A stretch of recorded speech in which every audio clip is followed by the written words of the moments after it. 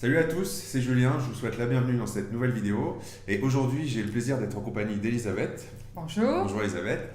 Alors, elle va se présenter dans une minute, mais c'est super intéressant de l'avoir aujourd'hui avec moi. Parce qu'en fait, Elisabeth, c'est la personne qui s'occupe de mes appartements, enfin de deux de mes appartements en bord de mer.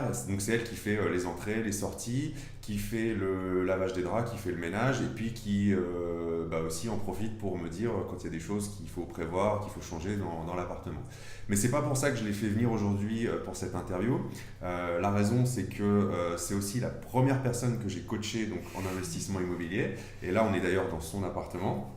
Et donc, elle va vous raconter tout ça. Vous allez voir que c'est très intéressant. Donc, c'est parti. Ça se passe tout de suite sur immobiliermeublé.fr.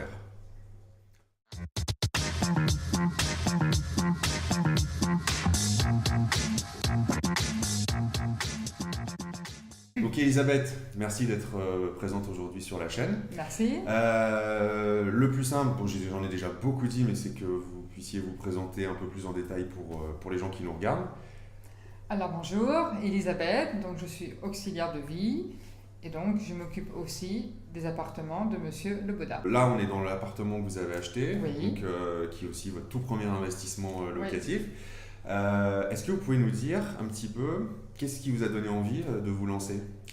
Eh bien, c'est en m'occupant des locations de Monsieur Leboda, ça m'a donné envie parce que voyant que ça se remplissait bien, c'était bien loué, ça se louait bien. On est quand même dans une ville touristique. Ayant aussi de la commune, je me suis dit pourquoi pas quoi. Faut se lancer quoi. Et puis Monsieur Leboda m'a donné un petit peu aussi envie, beaucoup même envie de me lancer quoi. Donc c'est sympa quoi. C'est sympa, une belle expérience. C'est vrai que je me souviens, c'était il y a un an à peu près, c'était à la Oui. fin de la saison dernière. Donc Oui. Elisabeth est venue me voir un jour pour faire le bilan. Elle me dit j'ai quelque chose à vous demander. Voilà, j'aimerais, vous me corrigez d'ailleurs si je dis Non, des non. bêtises. Hein. Elle me dit j'aimerais, je vois que ça marche bien, j'aimerais faire la même chose, me lancer aussi dans l'investissement. Et c'est vrai que du coup, on a pris le temps Ouais. de vous expliquer un peu et de vous accompagner sur ça. C'est vrai que ça fait un petit peu peur au départ. Parce qu'il y a quand même des papiers, il y a des formulaires à remplir, donc c'est pas toujours évident. Mais bon, avec Monsieur Leboda, ça va bien. Ouais, et puis ça se passe, je veux dire, ça se fait aussi petit à petit. Oui, Quoi. C'est, oui. À fur et à mesure des locations, on prend confiance. On prend confiance, donc voilà. C'est le début qui est le plus dur, hein, Oui. toujours. C'est vrai que quand on ne connaît pas, on se lance, donc on ne sait pas où on va. Et puis, premier locataire, deuxième, troisième, Voilà. et puis au bout d'un moment, On prend, ouais. ça Et puis on voit que ça réserve aussi. Ouais. Donc c'est sympa, quoi. C'est sympa. On va reparler des réservations dans un instant. Donc du coup, cet appartement, donc pour l'anecdote, moi je l'avais visité quelques mois avant que vous l'achetiez. C'était quand j'en visitais plusieurs et finalement j'en ai acheté un autre. J'ai acheté celui où j'avais fait la vidéo il y a quelques temps, dans lequel je vous montre le avant-après. Donc on fera aussi sur celui d'Elisabeth. Donc je l'avais visité, il était affiché à 102 000 euros de mémoire. Donc on est sur un T2 qui fait à peu près 45 mètres carrés. 42. Oui, 42 mètres carrés. 102 000 euros. Vous, quand vous l'avez visité, il était affiché à 95. 95 000, ok. Donc je l'ai visité avec vous une deuxième fois, on Oui. a fait le tour. Et c'est pas moi qui ai fait la négociation, c'est vous qui l'avez fait. C'est vrai que je vous ai un peu aidé, j'ai posé quelques questions à l'agence IMO et du coup je vous ai suggéré une offre à 80 000. 80 000, c'est ça, Oui. qui avait été refusée. Refusé, ils ont monté. On a renégocié et on est tombé sur 85 000 euros. C'est ça. Donc de 102 000, 95 quelques mois plus tard, et on est tombé à 85. Ouais. Ouais, je me souviens, ils avaient refusé 80. Vous étiez remonté à 84. Oui, voilà, c'est ça. Et ils ne voulaient pas lâcher, puis finalement. Voilà, on a mis 85 000. Voilà. Ouais, c'est ça. Donc 85 fait, donc bon, c'est quand même assez intéressant. Alors ce qu'il faut savoir, c'est que ça c'est très important pour les gens qui sont convaincus qu'il faut absolument un CDI ou être fonctionnaire, enfin un super dossier pour se faire financer à la banque. Non. Vous êtes en CDI? Non. Vous êtes en chèque emploi service, Oui, c'est ça. voilà. Vous avez un prêt immobilier sur votre résidence principale. Oui. il n'y a pas longtemps, en plus, je l'ai commencé. Hein, oui, 1 an avant, je crois. Oui, c'est ça, 1 an avant. Les investissements. Et malgré tout, la banque vous a accepté le financement pour l'investissement. Oui. Donc comme quoi, un bon investissement, un bon dossier, et bien présenté, bien monté auprès de la banque. C'est vrai que j'avais aussi aidé Elisabeth avec le business plan, mais au moins, ça a fonctionné. Donc comme quoi, finalement, tout est possible et il ne faut pas se mettre de frein en se disant qu'il faut forcément avoir un CDI. Non. Il faut monter un bon dossier. Voilà, il faut monter un bon dossier. Puis tant que vous n'avez pas fait toutes les banques, c'est pas perdu. Hein, donc, ok.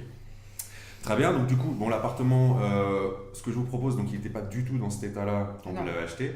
Donc, ce que je vous propose, c'est de vous faire une visite, un avant-après, visite virtuelle de cet appartement. Et on se retrouve juste après pour parler un petit peu plus de chiffres et de loyer. On rentre dans l'appartement. Avec donc à gauche une pièce débarras qui ne sert pas à grand chose, ensuite les toilettes, et si vous voyez sur le côté gauche de la porte, il y a une porte en fait qui donne sur la cuisine. Donc là voilà, c'était une pièce débarras tout de suite à gauche qui servait à rien, des toilettes absolument somptueuses. Et là on va arriver dans le séjour, donc vous avez un mur porteur au milieu qu'on ne pouvait pas enlever, et donc la cuisine dans le fond qui était ouverte sur 2 côtés, donc côté entrée et côté séjour, avec un sol aussi somptueux. Donc là, voilà, maintenant on est dans la cuisine avec une vue sur le séjour. Et si vous voyez, en fait, il y a une contrainte de baie vitrée unique. Et donc, à l'origine, c'était un studio et les anciens propriétaires avaient monté une cloison pour créer une chambre, mais qui du coup bouffait toute la lumière qui était en fait dans la chambre et pas dans le séjour. Et donc, quand vous arrivez dans la chambre, enfin dans l'ancienne chambre, vous voyez, on avait donc la lumière de la baie vitrée était dans cette pièce, mais comme je vous disais, le séjour lui était absolument pas lumineux. Donc voilà, et puis là au bout de la chambre, vous avez la salle de bain avec toujours une décoration absolument somptueuse et de la moquette par terre. Donc maintenant, si on se projette sur la visite de l'appartement refait, donc ce débarras à gauche qui sert à rien, on en a fait une buanderie. Vous voyez, donc on arrive dans le couloir de l'entrée, avec à gauche donc les toilettes qui n'ont pas bougé. Et voici ce que donne donc le séjour avec un coin couchage canapé lit. Et donc la cloison a été complètement enlevée, ce qui permet de récupérer l'intégralité de la lumière de la baie vitrée. Donc là voilà, vous avez la télé avec la box internet. Et donc la cuisine est restée à la même place, mais elle a été fermée d'un côté, elle est ouverte que côté séjour, elle a été fermée côté entrée, pour pouvoir récupérer l'espace qui était occupé par la porte et donc faire une cuisine tout équipée en retour. Voilà, donc vous voyez avec des rangements, le mur porteur bien sûr ne pouvait pas être supprimé. Et donc pour contrer, voilà, on a dû, comme il n'y a qu'une seule fenêtre, et ben ce qui a été fait, c'est que la chambre a été montée avec une verrière. Donc moi j'adore, je trouve que ça donne énormément de cachet à cet appartement. Et puis voilà, c'était une astuce très très pratique aussi. Donc si vous voyez qu'on rentre dans la chambre, voilà, attendez, en fait on va vous montrer, vue de la verrière, ce que donne la chambre. Donc qui du coup est plus petite, mais l'autre était beaucoup trop grande avant. Vous voyez, voilà ce que ça donne vue de la verrière. Donc on bénéficie quand même dans la chambre de la lumière naturelle, tout en ayant une certaine intimité, puisque il y a un rideau qui a été monté et qui permet en fait de fermer et d'avoir un coin intime. Ok, donc vous avez vu un petit peu le avant-après qui est quand même, moi je trouve ça superbe, enfin le méconnaissable appartement. Surtout qu'il avait une configuration un peu particulière avec cette unique baie vitrée, donc il fallait trouver un aménagement qui permette de créer une pièce et de faire quand même passer la lumière. Et moi je trouve que ce que vous avez fait est absolument super. Donc vous en avez eu pour combien de travaux ? 15 000 €. 15 000 €. Ouais. Alors il y a quelques semaines de ça, j'avais fait une vidéo avec Sébastien, un autre blogueur, et c'est vrai qu'on avait longuement parlé travaux et on avait eu une discussion sur est-ce qu'il faut faire soi-même ou pas. Donc je vais réaffirmer ma position. Quand on ne sait pas faire, il vaut mieux faire. Mais quand on peut faire soi-même, c'est toujours bien sûr bien plus intéressant. Et en fait, Elisabeth, elle a l'avantage d'avoir eu les deux parce qu'elle ne sait pas faire, mais elle a de la famille qui sait faire. Voilà. Donc elle en a eu pour 15 000 € de travaux sur un appartement de 42 mètres carrés. Là où, pour vous donner une idée, moi sur alors un petit peu plus grand, il fait 44,5 ou 45 le mien, mais j'en ai eu pour 22 000. Donc vous avez quand même gagné 7 000 €. Donc ça a permis d'aménager l'appartement, d'acheter l'électroménager, d'habiller l'appartement. Exactement. Voilà, ça a permis de faire un truc un peu sympa et puis surtout de contenir finalement le budget global. Voilà.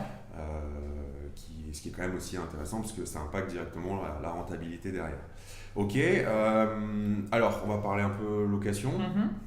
Vous l'avez mis en location au mois d'avril, je crois ? Mai. Mois de mai, oui, parce que Pour les ponts. le temps des travaux. Voilà, vous avez commencé au mois de mai. Est-ce qu'il s'est rempli rapidement? Est-ce que voilà, c'est vrai qu'on a passé la saison. C'est vrai qu'on est en bord de mer, donc on a une saison de Pâques là il y a quelques jours, fin octobre. Oui. Après, on continue à le louer hors saison, mais c'est moins important. Donc là, sur la saison, est-ce que vous êtes contente de Oui. ce que... Ben, franchement, oui. Oui, je suis contente.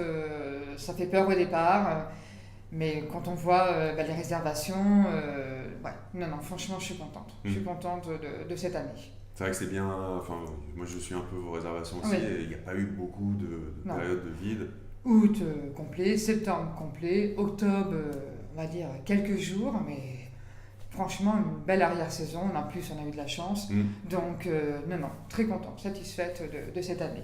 D'avoir commencé qu'au mois de mai en plus. Ouais, c'est ça. C'est-à-dire que vous avez perdu. Février, oui. Quand on fait de la location saisonnière avec vraiment une saisonnalité, c'est vrai que la saison en bord de mer, en montagne c'est l'inverse, hein, c'est l'hiver. Donc nous, en bord de mer, ça commence mi-mars, au début avril. Mais c'est vrai qu'il y a beaucoup de gens qui réservent pour leur séjour d'été au mois de janvier à peu près, janvier-février. Et donc c'est vrai que vous n'avez pas eu cette clientèle-là finalement qui avait déjà réservé. Au même titre que moi, je ne l'avais pas eu quand je me suis lancé la toute première fois. Donc vous avez eu un super taux de remplissage et normalement l'année prochaine ça devrait exploser encore plus. Ça commence déjà. Ça commence déjà. Les réservations. Alors pour ceux qui se posent la question, on est le 7 novembre aujourd'hui. Donc on a déjà une visibilité, vous avez déjà une visibilité sur... Ce qui va m'attendre l'année prochaine déjà. En mai, il y a déjà des réservations. En août, j'en ai déjà. En juin, j'en ai aussi. Donc... Voilà. Faut y aller. Quoi. Donc, si j'ai bien compris, vous regrettez complètement d'avoir fait ça. Non, pas du tout. Au contraire même. Alors, on va en parler, parce qu'il y a 3 jours, Elisabeth est venue me voir, elle m'a posé une question qui m'a fait super plaisir. Je vous laisse la dire. Laquelle déjà ? Par rapport à l'appartement. En fait, elle est venue me voir en me disant il faut que je vous demande quelque chose. Est-ce que vous pensez que je peux en faire un deuxième ? Ah oui. Ben oui. J'y pense. Et bon. Et je pense que c'est possible. En tout cas, on va travailler dans ce sens-là. Mais ça donne envie. Ça donne envie d'acheter. Pas d'acheter, quoi. Faut se lancer. Ouais. Lancez-vous. Ah, c'est pas moi qui le dis en plus. Et je vous jure que je l'ai pas payé pour non. Non, mais c'est vrai que voilà, moi je suis vraiment content parce que c'était pas forcément gagné d'avance. En plus, c'est vrai que, comme vous dites, on a beau, moi j'ai beau le pratiquer et savoir que ça marche bien, on a toujours quand même une appréhension, même moi quand j'achète un nouveau bien, est-ce qu'il va se louer aussi bien que les autres? Donc c'était la même pour vous, surtout vous c'était une première, donc, mais au moins vous êtes lancé et moi je suis super content d'entendre, lancez-vous et puis que vous voulez en faire un deuxième, ça c'est une super nouvelle. Quoi. Ok, est-ce que vous voulez rajouter autre chose? Non, on a fait le tour. Voilà, donc j'espère que vous avez apprécié cette interview. Le but, c'était vraiment de vous montrer que c'est possible, qu'il faut juste passer à l'action, il faut oser. Vous en avez encore une fois la preuve.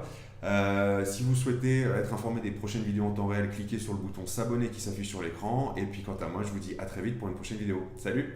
Au revoir!